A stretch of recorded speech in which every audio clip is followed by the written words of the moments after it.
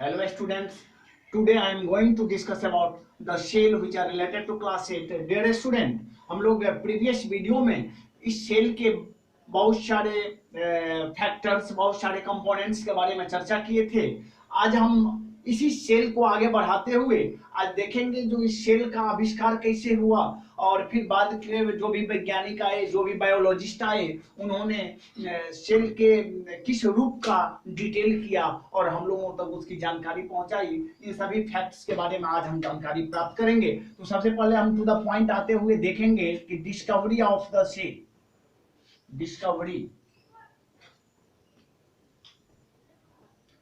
Discovery of the cell,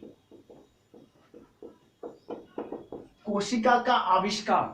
कोशिका का आविष्कार कैसे हुआ, हम इन्हीं फैक्ट्स को सबसे पहले जानकारी लेंगे, जानेंगे।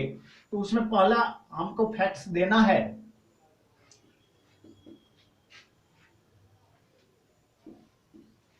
N Englishman named Robert hook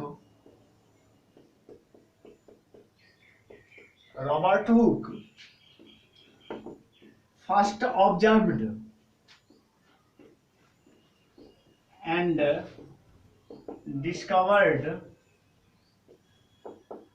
the shell in 1665. An Englishman named Robert Hooke first observed and discovered. यहाँ दो पॉइंट्स आपको दिया गया है, ऑब्जर्व्ड और डिस्कवर्ड। किसने सबसे पहले अवलोकन किया, तो उसमें सबसे पहला नाम आता है इंग्लिश बायोलॉजिस्ट रॉबर्ट हुक का।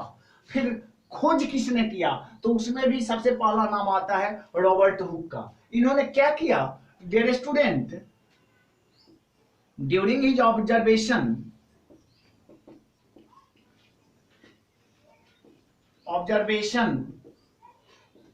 he kept a thin section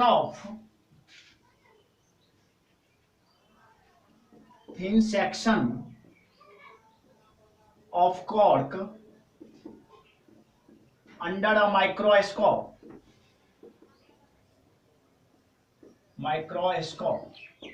उन्होंने कॉर्क के एक टुकड़ा को लिया और माइक्रोस्कोप के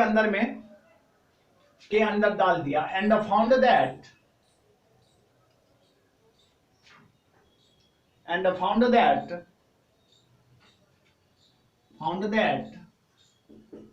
the cork is made up of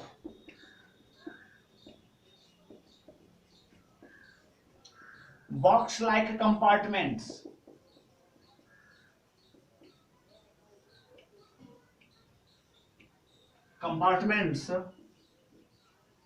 forming the honeycomb structure.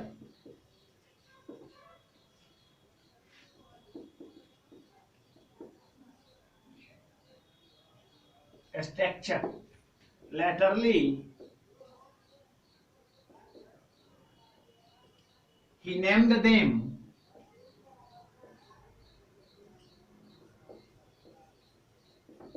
the shell. उन्होंने अपने एक्सपेरिमेंट, अपने प्रयोग, ऑब्जर्वेशन के दौरान कॉर्क के एक टुकड़ा को, थिन सेक्शन को माइक्रोस्कोप या सूक्ष्मदर्शी के अंदर नीचे रखा।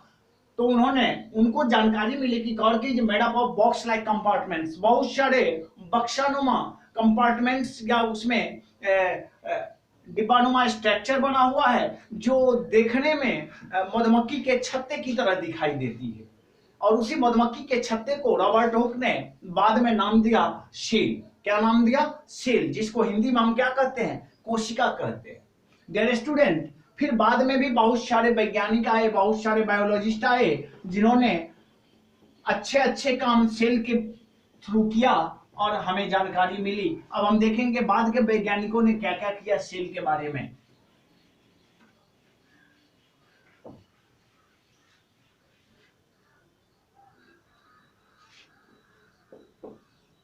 Later in 1838 to two German biologists Matthias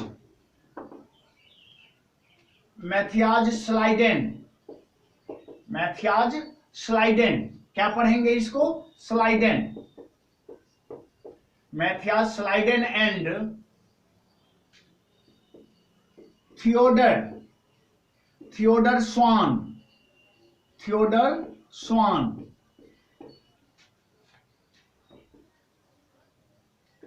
gave the cell theory of life.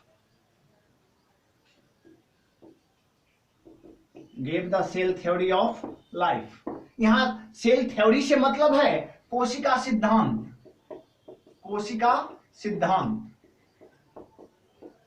Robert Hooke ने सिर्फ ऑब्जर्व किया और सेल के बारे में पता लगाया, लेकिन बाद के जो भी वैज्ञानिक आए उसमें दो प्रमुख वैज्ञानिकों के नाम है जो जर्मनी से रिलेटेड थे, Matthias Schleiden and Theodor Schwann gave the cell theory of life.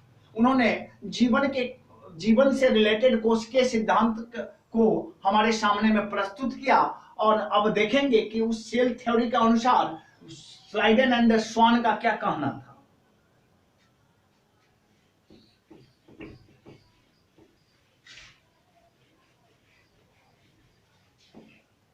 According to cell theory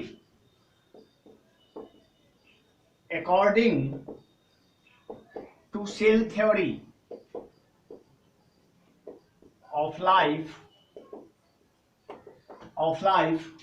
पहला point, all living organisms are made up of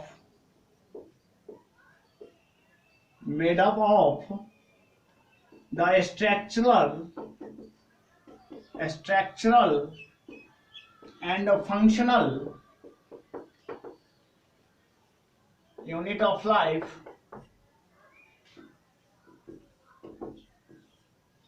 called the cell. Schleiden और स्वान का कहना था इस धरती पर प्राप्त सभी लिविंग ऑर्गेनिज्म कहीं ना कहीं कंप्लीटली किससे बना हुआ है? सेल से बना हुआ रचना है, यानी कोशिका से ही बना हुआ है और किसी अन्य मॉलिक्यूलर स्ट्रक्चर से बना हुआ नहीं है। दूसरा, new cells are formed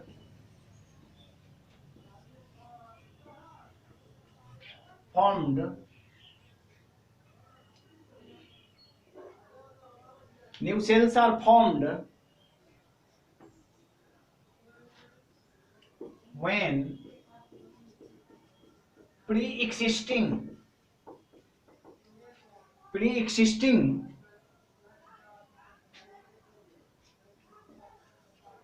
cells divide into two. Schleiden और स्वान का यह भी कहना था कि हर एक लिविंग ऑर्गेनिज्म के शरीर में नए सेल तब विकसित होंगे जब पूर्व के सेल से डिवाइड इनटू टू। अगर पूर्व के सेल हमारे शरीर में मौजूद पूर्व के सेल यदि कोशिकीय विभाजन की क्रिया करते हैं, सेल डिवीजन करते हैं और अपने जैसे दूसरे सेल का निर्माण करेंगे, तब जाकर के जो है सो नए सेल का क्या होता है? निर्माण होता है। तीसरा point, all cells are similar in structure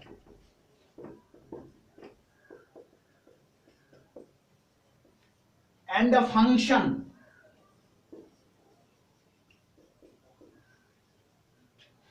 फिर तीसरा पॉइंट था कि सभी सेल, चाहे किसी भी प्राणी का सेल हो, वो डिफ्रेंशिएट कर जाएगा। हम आगे पढ़ेंगे जो उसमें कुछ डिवर्सिटीज भी मौजूद होते हैं नंबर, शेप और साइज से, लेकिन स्ट्रक्चर और फंक्शन की जब बात होगी तो ये प्रायः सब सेल में समान होते हैं, but they are not identical.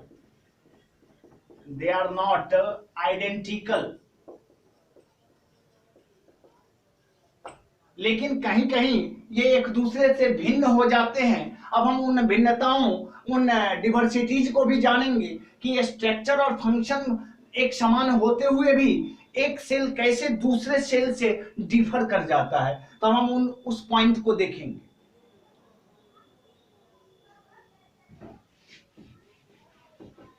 चौथा पॉइंट अब देखेंगे प्रॉपर उस सेल के थ्योरी के बारे में।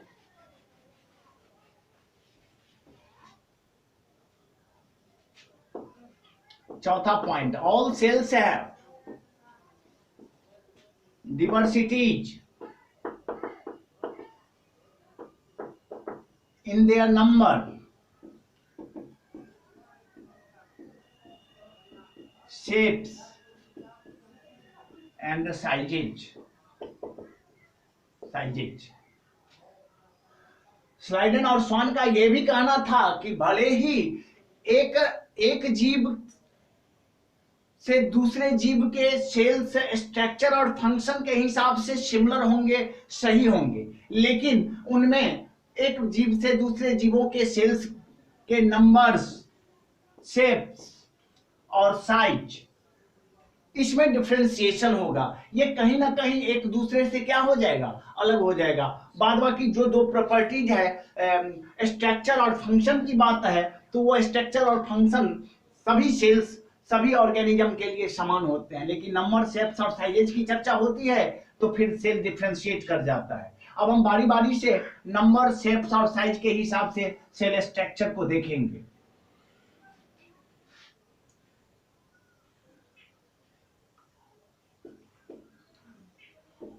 On the basis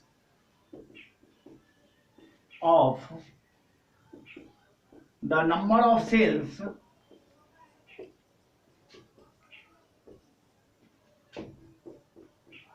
present in the organisms,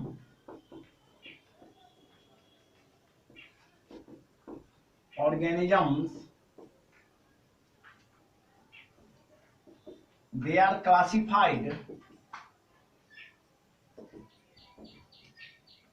into two groups. पहला है unicellular organism.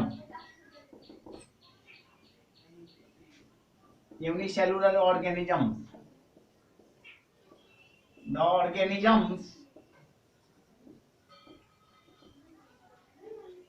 which are made up of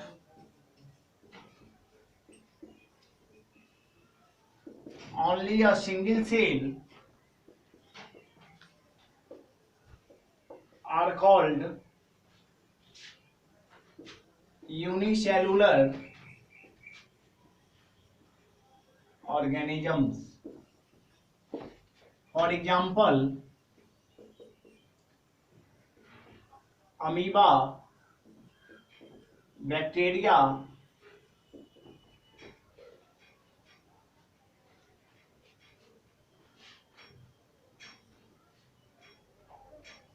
Evelina, etc.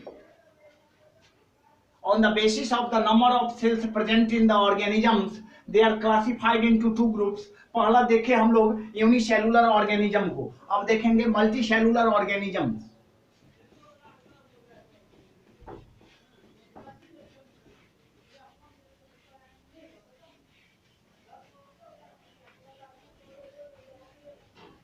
Multi cellular organism के बारे में आप देखेंगे।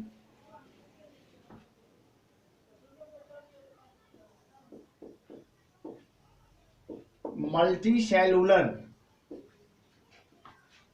organisms, the organisms which are made up of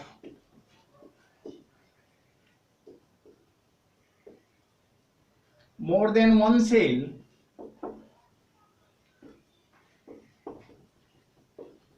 are referred as the multicellular organisms.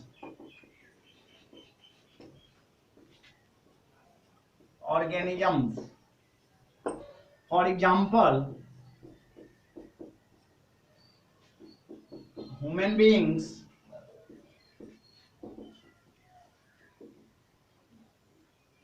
other animals etc. ये based on their numbers present in the organisms, किस संख्या में cell organisms में मौजूद होते हैं, उसको बेस्ड करके हमने दो प्रकार के ऑर्गेनिज्म को देखा, जिसमें से एक यूनिसेलुलर होता है, दूसरा मल्टी सेलुलर होता है। डियर स्टूडेंट, अब नंबर के बाद हम सेल्स के शेप को देखेंगे, किस आकृति में ये सेल्स मौजूद होते हैं।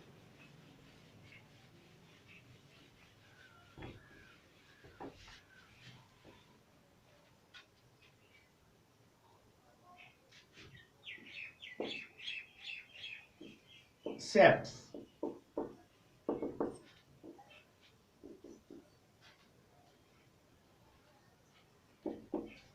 The shell of plants and animals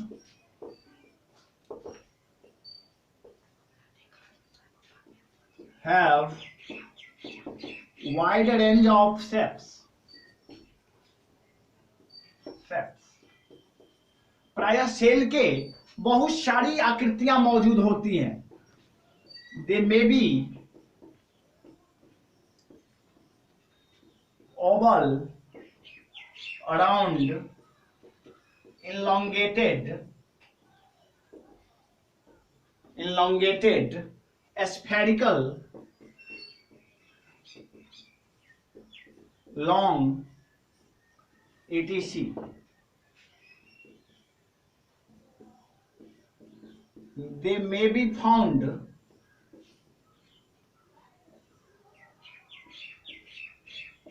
irregular in shapes.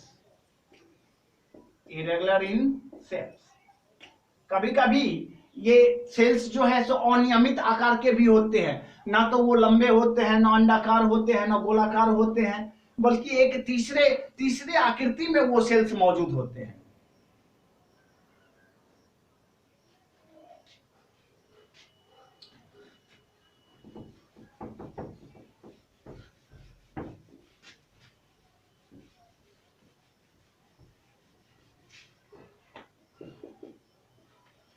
Generally, the shape of the cell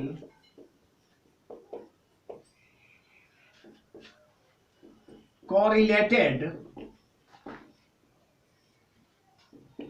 to their functions. प्रायः बहुत सारे सेल की जो आकृति होती है उसके डायरेक्ट फंक्शन से रिलेटेड होता है। जिस तरह के उसके कार्य होते हैं उस तरह से उस सेल के क्या होते हैं, आकृति होते हैं। For example, nerve cells are branched and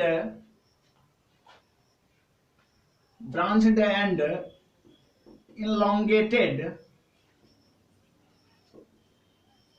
so that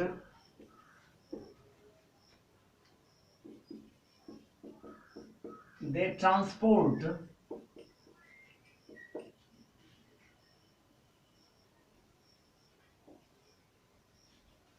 messages